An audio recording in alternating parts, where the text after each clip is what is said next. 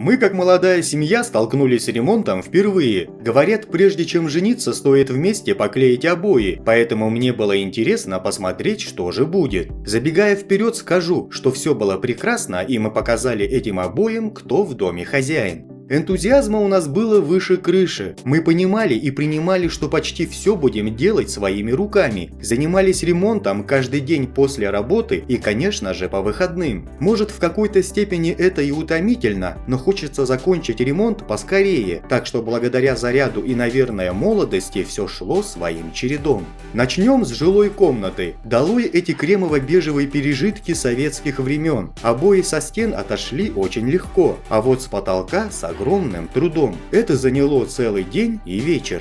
На следующий день пригласили электрика. Розеток хотелось побольше, а сами мы не могли сделать эту работу. Потом в обычный белый покрасили потолок. Купили 1 рулон обоев под покраску для одной стены и 3 рулона темно-серого цвета для остальных. Поклеили и покрасили без проблем. Зашлифовали все плинтусами. Жилую комнату более-менее привели в порядок, перебрались в коридор. Дальше настало время менять межкомнатные двери. Услуги по установке заказали в том же месте, где и сами двери. Попутно решили собрать 2 открытых стеллажа. Собирали все с нуля сами, заказали распил по размерам, там же купили алюминиевые уголки и золотую краску в баллончике. Приступили к ванной комнате. Она у нас очень маленькая, поэтому было решено перенести стиральную машину на кухню. Полистав YouTube, нашли кучу вариантов с перекраской плитки. Так как сама плитка в хорошем состоянии, то и менять ее не было смысла. Купили хорошую грунтовку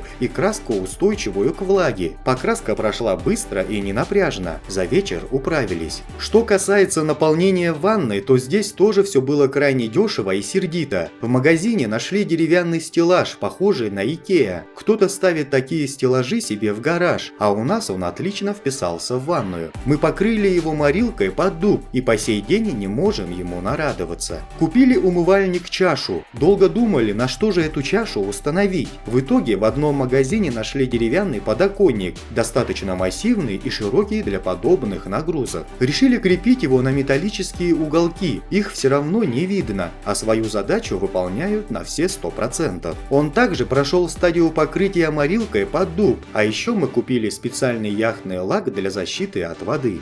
Кухня, конечно, далась нелегко и выжила из нас все соки. Сдирание старых обоев на кухне было одним из самых тяжелых занятий за весь ремонт. Вот уж не знаю, что это были за дьявольские куски бумаги, но отходить от стены они не желали ни при каких условиях. На следующий день поклеили обычные белые обои. Дальше нужно было положить плитку для фартука. Это мы не рискнули делать своими руками. Хотелось, чтобы все было аккуратно и ровно, поэтому мы наняли мастера. Также покрасили батареи и трубы в черный матовый цвет, а чуть позже оконные рамы и подоконник. На стену мы повесили 2 большие полочки на деревянные уголки. Идея такой открытой кухни очень привлекала. Оценив свою кухонную утварь, мы решили, что нам просто не нужно столько места для хранения, так что от шкафов отказались в пользу открытого пространства. Кухню привезли через месяц, за сборку мы не платили, все собирали сами. Так как стиральная машина переезжала на кухню, нужно было для нее устроить сантехнику. Это тоже мы делали своими руками.